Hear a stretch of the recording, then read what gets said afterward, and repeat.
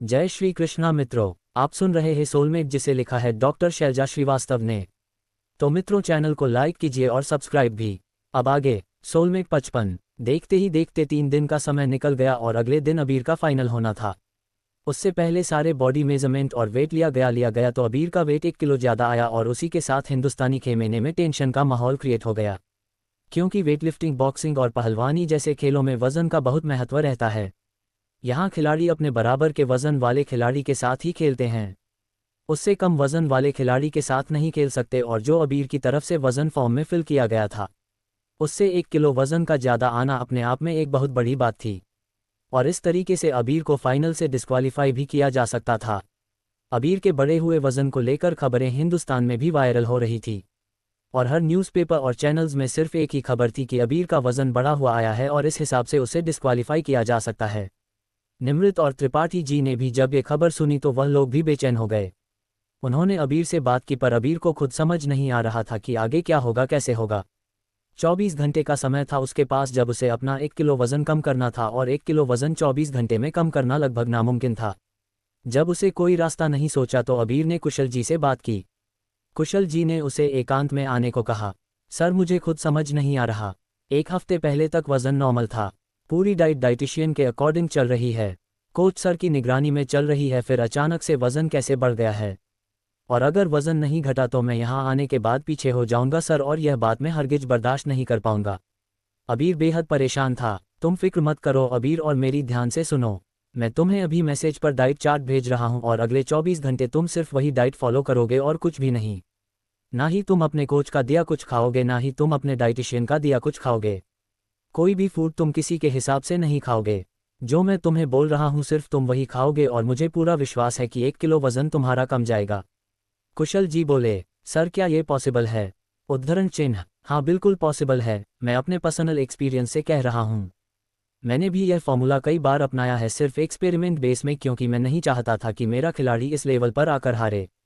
और मुझे पूरा शक है कि इसमें तुम्हारे कोच या तुम्हारे साथी खिलाड़ी, तुम्हारे डाइटिशियन या तुम्हारी मेडिकल टीम में से किसी का हाथ है। कोई जरूर अपोजिशन टीम के हाथों बिक गया है, और इसी का नतीजा है जो तुम्हारा अचानक से वेट बढ़ गया है। अब क्या होगा सर? कैसे होगा? अबीर चिंतित था बहुत। तुम फिक्र मत करो, मैं भी इस हादसे से गुजर चुका हूँ, इसलिए जानता था कि कभी भी कुछ भी हो सकता है। इसलिए मैंने पूरी तैयारी कर रखी है। मैं जो तुम्हें डाइट चार्ट शेयर करूंगा, तुम अगले 24 घंटे सिर्फ उसी के हिसाब से चलोगे। ना ही एक बूंद एक्स्ट्रा पानी पियोगे, और ना ही एक एक्स्ट्रा दाना अन्ना फल कुछ का मुंह में जाएगा। तुम समझ रहे हो ना? इस डाइट के बारे में तुम किसी से कुछ नहीं कहोगे। किचन तुम खुद अपने हाथों से यूज़ करोगे, और सबके सामने यही शो करोगे कि तुम डिप्रेस्ड हो, परेशान हो, इसलिए किसी की बात नहीं सुन रहे। कोई कुछ भी कहे तुम किसी की बात को फॉलो नहीं करोगे, और कल 24 घंटे बाद तुम अपना वजन डायरेक्ट जाकर वहीं पर नापोगे, उससे पहले किसी को अपना वजन नहीं लेने दोगे। समझ रहे हो ना तुम? कुशल सर बोले। जी सर, मैं समझ रहा हूं, पर मुझे बहुत डर लग रहा है। उद्धरण चिन्ह। डरने से कुछ नहीं होगा अबीर, तुम बेस्ट हो और तुम बेस्ट रहोगे। और सिर्फ एक वजह से हम पीछे नहीं हट सकते, तुम्हारा नया डाइट अभी से शुरू हो रहा है। मैं तुम्हें अभी डाइट शेयर कर रहा हूं, और ध्यान रहे किसी को भी इसके बारे में कुछ भी पता नहीं चलना चाहिए, समझे तुम? कुशल जी ने कहा, और अगले ही सेकंड अबीर के व्हाट्सएप पर उनका मैसेज आया जिसमें डाइट चार्ट था एकदम अलग। अबीर ने ध्यान से उसे पढ़ा और समझा, और फिर गहरी सांस ली। तभी उसका डाइटिशियन उसका खाना लेकर आ गया। सर, यह आपकी डाइट के हिसाब से खाना है ताकि कल तक आपका वेट घट सके, उसने कहा। मुझे कुछ नहीं खाना, मैं अपने हिसाब से देख लूंगा, और वैसे भी कोई जादू नहीं है जो एक दिन में 1 किलो वजन घट जाएगा। जब डिस्क्वालीफाई होना ही है तो क्यों ही मैं बिना मतलब के स्ट्रेस लूं? अबीर बोला और उठकर किचन में चला गया। लेकिन सर, कोच सर का यही ऑर्डर है। डाइटिशियन ने शेफ की तरफ देखकर कहा। मुझे कोई फर्क नहीं पड़ता, अब जो भी है मैं कल ही बात करूंगा, और प्लीज़ कल तक मुझे कोई डिस्टर्ब ना करें। आप लोग अपने अपने रूम में जा सकते हो, इस रूम में लगी हुई किचन है, मैं अपना खाना खुद मैनेज कर लूंगा। अबीर ने कहा तो वह लोग चले गए। अबीर ने दरवाज़ा बंद किया और फिर किचन में जाकर कुशल जी के कहे हिसाब से अपने लिए फूड रेडी करने लगा। कुछ चीज़ उसे वहाँ पर नहीं मिली तो उसने कुशल जी से पूछकर उनके ऑप्शन पता किए, और उन्हें यूज़ करके उसने अपना खाना बनाया। उसके कोच, उसके साथी खिलाड़ी, डाइटिशियन और शेफ लगातार उससे बात करने की कोशिश करते रहे, पर अबीर ने उन्हें कोई जवाब नहीं दिया। उसकी मेडिकल टीम उसका वेट लेने के लिए और मेजरमेंट के लिए खड़े रहे, पर अबीर ने ये कहकर टाल दिया कि अब जो भी होगा कल ही देखा जाएगा, और मैं अपनी बॉडी के साथ किसी भी तरीके का कोई एक्सपेरिमेंट नहीं करना चाहता। इसलिए उसने किसी भी तरीके के ड्रग्स और डायूरेटिक लेने से मना कर दिया। सर एक ऑप्शन है, आपका एक्स्ट्रा पसीना निकाल सकते हैं हम और यूरिन भी ज़्यादा निकाल सकते हैं, इसके अलावा कुछ ब्लड भी बाहर निकाला जा सकता है, डॉक्टर ने उसे सलाह दी। मैंने कहा ना, मुझे अपनी बॉडी पर कोई एक्सपेरिमेंट नहीं करना, अगर मेरी किस्मत में सिर्फ सिल्वर मेडल ही है तो सिल्वर ही सही, पर मुझे कुछ भी नहीं करना। अब कल जब निर्णायक मंडल के सामने वज़न लिया जाएगा तभी मैं वज़न दूंगा, तब तक मुझे कुछ नहीं करना है, प्लीज़ आप लोग मुझे अकेला छोड़ दो, मैं वैसे ही परेशान हूँ। अबीर ने कहा तो बाकी सब लोग चले गए। वह लोग सोच रहे थे कि अबीर ने गिव अप कर दिया, और सबसे बड़ी बात, अबीर की इच्छा के विरुद्ध कोई उसके साथ ज़बरदस्ती नहीं कर सकता था। अबीर ने हर 2-2 घंटे में कुशल जी की बताए हुए नुस्खे के हिसाब से खानपान किया और आयुर्वेदिक दवाओं का सेवन किया जो कि कुशल जी ने उसे बताया था। इस दौरान त्रिपाठी जी और निमृत से भी अबीर ने बात नहीं की, क्योंकि उसे खुद समझ नहीं आ रहा था कि वह उन लोगों को क्या कहकर तसल्ली दे। एक दिन का समय निकला और अगली शाम में अबीर का फाइनल होना था, और उससे पहले दोपहर को निर्णायक मंडल दोनों खिलाड़ियों की फुल मेजरमेंट और बॉडी वेट को चेक करने वाले थे। अबीर की टीम कोच और साथी खिलाड़ियों ने पूरी तरीके से उम्मीद छोड़ दी थी कि अबीर अब आगे फाइनल में खेल पाएगा। उन्हें पूरा विश्वास था कि अबीर अभी डिस्क्वालीफाई हो जाएगा। अबीर ने गहरी सांस ली, ईश्वर को याद किया और फिर मशीन पर खड़ा हुआ। दिल उसका जोरों से धड़क रहा था। उसने आंखें बंद कर खुद को मजबूत किया और फिर स्केल की तरफ देखा। बाकी सबकी नज़रें भी वेइंग स्केल पर थी। स्केल देखते ही अबीर की आंखों में रुका आंसू का कतरा बाहर आ गया। सबकी उम्मीद के विरुद्ध जब अबीर का वेट लिया गया तो 1 किलो कम निकला, और उसी के साथ अबीर को फाइनल में खेलने की परमिशन मिल गई। विरोधी खिलाड़ी ने घूर के अबीर की टीम को देखा, और अबीर ने उसे और उसकी नज़रों को। हिंदुस्तानी खेमे में खुशी की लहर दौड़ गई तो वहीं कोच ने आकर अबीर को गले से लगा लिया। उसकी आंखों में आंसू भर आए। थैंक गॉड कि सब सही हो गया अबीर, वरना। कोच बोला तो अबीर ने उनके हाथों को थाम लिया, और साथ ही साथ उसे यह विश्वास हो गया कि कोच का इसमें कोई योगदान नहीं है। इस समय अबीर ने अपने चारों तरफ नज़र दौड़ाई तो एक खिलाड़ी के चेहरे पर उदासी दिखी और झुंझलाहट भी। ये वही था जिसे अबीर का विरोधी बॉक्सर देख रहा था। ये वही था जो कि बहुत पहले पीछे हट गया था और हार गया था। अबीर ने जाकर उसके कंधे पर हाथ रखा। मेडल किसी एक का नहीं होता है बंधु, मेडल देश के लिए आता है, और जिसे ये लगता है कि मेडल वह नहीं जीत पाया तो दूसरा भी ना जीते, वह उसकी छोटी सोच को दिखाता है। पॉजिटिव सोचना चाहिए, तभी आप पॉजिटिव कर पाओगे। अबीर ने इसका कंधा थपक कर कहा और उसी के साथ अपने फाइनल मैच की तैयारी में जुट गया जो कि 2-3 घंटे बाद होना था। उस खिलाड़ी को भी यह समझ में आ गया कि अबीर जान गया है कि उसी ने अबीर की डाइट के साथ कुछ छेड़खानी की है, जिस कारण से उसका वेट इंक्रीज हुआ है, और उसके चेहरे पर शर्मिंदगी आ गई, और साथ ही साथ अबीर ने उसके बारे में किसी को नहीं बताया। इसके लिए उसके दिल में अबीर के लिए सम्मान भी बढ़ गया और अपनी गलती का एहसास भी। तुरंत ही यह खबर हिंदुस्तानी न्यूज़ चैनल में भी चलने लगी कि अबीर का वेट नॉर्मल आया है और अबीर फाइनल फाइट में उतरेगा। उसी के साथ इंडिया में भी खुशी की लहर दौड़ गई। निमृत जो कि भगवान के आगे ही दीपक जलाकर बैठी थी और प्रार्थना कर रही थी अबीर के लिए, उसकी आंखों से आंसू निकलने लगे। वैसे भी इस दौरान जब अबीर की फाइट हुई थी, निमृत जी भर के रोई थी, कभी खुशी में तो कभी टेंशन में। चलो निमृत बेटा, खुशी की खबर आई है, अभी मैच खेल सकता है, आ जाओ जल्दी से, फाइट शुरू ही होने वाली है, त्रिपाठी जी ने टीवी चालू करते हुए कहा। तो निमृत के साथ साथ सिमरन और समीर भी आकर टीवी के सामने बैठ गए। साथ ही उन लोगों का उत्साह वर्धन करने के लिए मोहल्ले पड़ोस के लोग भी आज इकट्ठे हो गए थे। सबकी नज़रें अबीर और इस होने वाले फाइनल फाइट पर थी।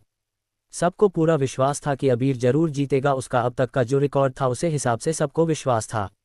लगभग हर घर में इस मैच की चर्चा थी और लगभग हर किसी की उम्मीद अबीर से जुड़ी हुई थी, और सब फाइनल फाइट शुरू होने का बेसब्री से इंतजार कर रहे थे। कुशल जी की अकादमी में भी था, सभी स्टूडेंट और अकेडमी के आसपास के लोग कुशल जी की अकेडमी में इकट्ठे हो गए थे।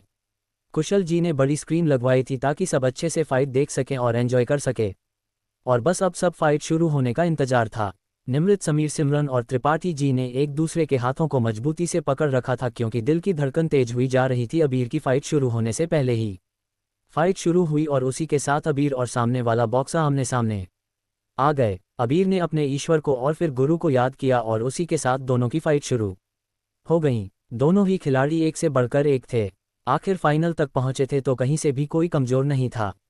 कभी वह अबीर पर भारी पड़ता तो कभी अबीर उससे आगे निकल जाता, पर दोनों में से ही कोई भी खुद को पीछे नहीं होने दे रहा था। त्रिपाठी जी का दिल बैठ जा रहा था कि कहीं ऐसा ना हो कि अबीर इस स्टेज पर जाकर हार जाए, पर निमृत को पूरा भरोसा था और वह भरी आंखों से फाइट होते देख रही थी। लास्ट के निर्णायक मिनट्स बकाया थे और अब तक निर्णायक मंडल किसी रिजल्ट पर नहीं पहुंच पाया था, क्योंकि दोनों के बराबर थे कि तभी बाजी पलटी और उसी के साथ अबीर ने उस खिलाड़ी को हरा दिया और चारों तरफ इंडिया इंडिया के किनारे गूंज उठे।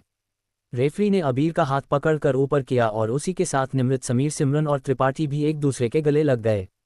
तो वहीं कुशल जी की एकेडमी में सभी खिलाड़ी जोर जोर से उछलने लगे और अबीर के नाम के नारे लगाने लगे। चारों तरफ खुशी का माहौल था और आज फिर से त्रिपाठी जी के घर बाहर ढोल नगाड़े बज रहे थे और पूरे मोहल्ले वाले खुश होकर नाच रहे थे। मिठाइयाँ बांटी जा रही थी और जवान लड़के लड़कियां पटाखे फोड़ रहे थे और नाच रहे थे। ऐसा ही कुछ नज़ारा कुशल जी की एकेडमी के बाहर भी था। आखिर इतना बड़ा दिन था आज। अबीर ने बॉक्सिंग में भारत को गोल्ड मेडल दिलाया था और यह अबीर और त्रिपाठी जी के लिए कोई छोटी बात थी और ना ही कुशल जी के लिए। कुशल जी सारे स्टूडेंट नाच गा रहे थे, पटाखे फोड़ रहे थे और तो वहीं कुशल जी भरी आंखों से अभी भी टीवी की स्क्रीन को देख रहे थे जहां पर अबीर के गले में गोल्ड मेडल पहनाया जा रहा था और पीछे हिंदुस्तान का राष्ट्रीय गान बज रहा था। मोंटी ने आकर कुशल जी को देखा जिनकी आंखों से आंसू निकल रहे थे। मोंटी उनके पैरों के पास बैठ गया और उसने उनके हाथ थाम लिए। सर बस अब दुखी मत होइए, आपके स्टूडेंट ने आपका नाम रोशन कर दिया, आपको गुरु दक्षिणा दे दी उसने। मोंटी भावुक होकर बोला तो कुशल जी ने उसे अपने गले लगा लिया। अरे पगले, ये तो खुशी के आंसू है, मैं दुखी नहीं हो रहा। भला आज के दिन कोई दुखी हो सकता है? मैं तो खुश हूँ, मेरे स्टूडेंट ने, मेरे अबीर ने मेरा नाम ऊंचा कर दिया, मेरी इस अकादमी का नाम रोशन कर दिया, इस शहर का नाम रोशन कर दिया। आज मैं इतना खुश हूँ कि कुछ कह नहीं सकता। बस अब जल्दी से दिल्ली चलने की तैयारी करो, हम सब दिल्ली जाएंगे अबीर के स्वागत के लिए। टिकट देखनी है तो टिकट देखो या फिर गाड़ियों का इंतजाम करो। पैसे की कोई फिक्र मत करना, सारा खर्च मैं दूंगा, पर हम अबीर का स्वागत बहुत धूमधाम से करेंगे। कुशल जी ने आंखें पोंछी। जी सर, मैं सारा इंतजाम कर लूंगा, मोंटी ने कहा। और हाँ, इस एकेडमी में भी उसके भव्य स्वागत, सत्कार और सम्मान की तैयारी करो। इस एकेडमी को अबीर ने कहाँ से कहाँ पहुँचा दिया, इसे सम्मान दिला दिया और साथ ही साथ मेरे नाम पर लगा धब्बा भी मिटा दिया। उसके स्वागत सत्कार में कोई कमी नहीं होनी चाहिए। हम उसे यहाँ लेकर आएंगे और यहाँ उसका सम्मान करेंगे। इस शहर में उसका सम्मान होना भी तो जरूरी है। कुशल जी भावुक होकर बोले जा रहे थे। जी सर, आप जैसा बोलोगे मैं सब करूँगा, सारी तैयारी करूँगा। और हाँ, पैसे का बिल्कुल भी टेंशन मत लेना, अपने बेस्ट स्टूडेंट के स्वागत के लिए मैं कितना भी खर्च करने को तैयार हूँ, कुशल जी ने कहा। तो मोंटी भी भरी आंखों के साथ मुस्करा उठा। वहाँ के सब ढोल नगाड़े शांत हुए तो त्रिपाठी जी हॉल में आकर बैठ गए। सिमरन ने उन्हें लाकर मिठाई और चाय दी। निमृत कहाँ है? त्रिपाठी ने कहा। अपने कमरे में चली गई है दीदी, मैं भी जा रही हूँ पढ़ने के लिए, अगले हफ्ते मेरा पेपर है, सिमरन ने कहा और वह भी अपने कमरे में चली गई। त्रिपाठी जी ने गहरी सांस ली और आंख बंद कर ली। आज उनके दिल में भी खुशी समेटे नहीं समेट रही थी। निमृत ने कमरे का दरवाजा बंद किया और अलमारी खोल अबीर की शर्ट निकाल उसे सीने से लगा लिया। आंखों से आंसू लगातार निकल रहे थे पर चेहरे पर मुस्कुराहट भी खिली हुई थी। उसने वही साइड में रखे अपनी शादी के जोड़े को देखा और उस पर प्यार से हाथ रखा। बस अबीर, अब तुम्हारा वापस आने का इंतजार है मुझे, जल्दी से वापस आ जाओ ना मेरे पास, निमृत ने कहा और फिर गहरी सांस ले अलमारी बंद कर ली। बाहर हॉल में आई तो देखा त्रिपाठी जी आंखें बंद किए हुए बैठे हैं। पापा, कुछ चाहिए क्या आपको? निमृत ने उनके कंधे पर हाथ रखकर कहा। त्रिपाठी ने उसका हाथ थामकर अपने पास बैठा लिया। कुछ नहीं चाहिए बेटा मुझे, आज अबीर ने कामयाबी हासिल कर ली, बस अब मैं उस दिन का इंतजार कर रहा हूं जब तुम मेडिकल कॉलेज में एडमिशन लोगी और सिम्मी IIT कॉलेज में। मेरे बच्चों ने हर जगह मेरा नाम रोशन कर दिया, भला इससे ज़्यादा खुशी की बात मेरे लिए और क्या हो सकती है। मुझे तुम सबका पिता होने पर गर्व है, त्रिपाठी जी ने भावुक होकर कहा। तो निम्मी ने भरी आंखों के साथ उनके कंधे से सर टिका लिया। उधर अबीर को हिंदुस्तानी खिलाड़ियों ने अपने कंधों पर उठा लिया था। वहां पर भी धूमधाम हो रखी थी और चारों तरफ खुशियां ही खुशियां थी। कोच ने प्रेस कॉन्फ्रेंस बुलाई थी क्योंकि सभी लोग अबीर का इंटरव्यू लेना चाहते थे। फिर एक प्रेस कॉन्फ्रेंस हुई और उसके बाद सब लोग अपने अपने रूम में आराम करने चले गए। वैसे भी पूरा दिन काफ़ी टेंशन भरा बीता था। अबीर को चोट भी आई थी तो उसकी मेडिकल टीम ने उसको अकॉर्डिंग ट्रीटमेंट दिया और फिर उसे आराम करने के लिए भेज दिया। 2 दिन बाद उन लोगों को वापस हिंदुस्तान आना था और ये 2 दिन अबीर और पूरी टीम ने इटली घूमने का प्रोग्राम बनाया था। अबीर रूम में आया और झट से अपना फ़ोन निकालकर सबसे पहले कुशल जी को कॉल लगाया। और कुशल जी, जो कि फ़ोन को हाथ में लिए अबीर के फ़ोन आने का इंतजार कर रहे थे, उन्होंने एक ही रिंग में फ़ोन उठा लिया। कोच सर, मैंने कर दिखाया, आपके आशीर्वाद से मैंने सफलता पा ली और इसका श्रेय सिर्फ और सिर्फ आपको है। आपके आशीर्वाद के बिना यह संभव नहीं था। आपने जो पल पल मेरा साथ दिया उसी का नतीजा है कि आज आपके स्टूडेंट ने आपके लिए गोल्ड मेडल लाया है और यह गोल्ड मेडल मेरी तरफ से आपके लिए गुरु दक्षिणा है और यह मेडल हमारी एकेडमी में ही रहेगा, अबीर ने कहा। तो कुशल जी भरी आंखों के साथ मुस्करा उठे। हाँ अबीर, थैंक यू सो मच, तुमने मुझे ये सम्मान दिलाया कि मैं तुम्हारा टीचर हूँ।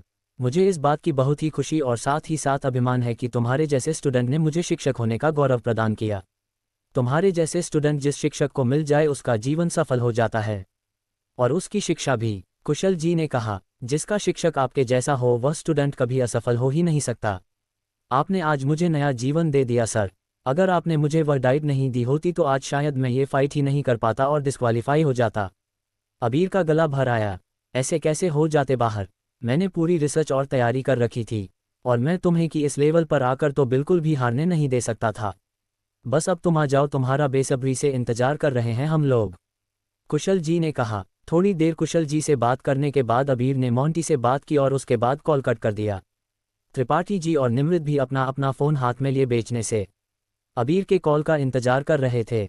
जैसे कि निमृत को उम्मीद ही नहीं, विश्वास ही था कि अबीर पहले त्रिपाठी जी को कॉल करेगा, और वही हुआ। त्रिपाठी जी का फ़ोन बज उठा। त्रिपाठी जी ने कांपते हाथों से फ़ोन को कान से लगाया और निमृत का भी हाथ पकड़ उसे वहीं पास में बिठा लिया। अबीर, त्रिपाठी जी के मुंह से निकला, हाँ पापा, देखा आपने आज का फाइट? उद्धरण चिन्ह, हाँ बेटा, और बहुत खुश हूँ मैं। हम सब बहुत खुश हैं, तुमने कर हमारा सर गर्व से ऊंचा कर दिया। ये पूरा शहर नाच रहा है, गा रहा है आज तुम्हारी जीत के साथ। तुम बस हमेशा यूं ही कामयाब होते रहो, यही भगवान से प्रार्थना है। त्रिपाठी जी खुशी के साथ भरे गले से बोले, जी पापा, जब तक आप सबका साथ है तब तक कामयाबी मिलेगी ही मिलेगी। आप अपना ख्याल रखिए, 2-3 दिन में वापस आ रहा हूँ, अबीर ने कहा, और फिर कॉल कट करके निमृत के फ़ोन पर फ़ोन लगाया। निमृत, जिसका कि हाथ त्रिपाठी जी ने थाम रखा था, उसका फ़ोन बजते ही उन्होंने उसे आंखों के इशारे से फ़ोन लेकर जाने को कहा और निमृत फ़ोन उठाकर अपने कमरे में आ गई। तो मित्रों, अगला पार्ट जल्दी ही सुनते रहिए सोलमेट।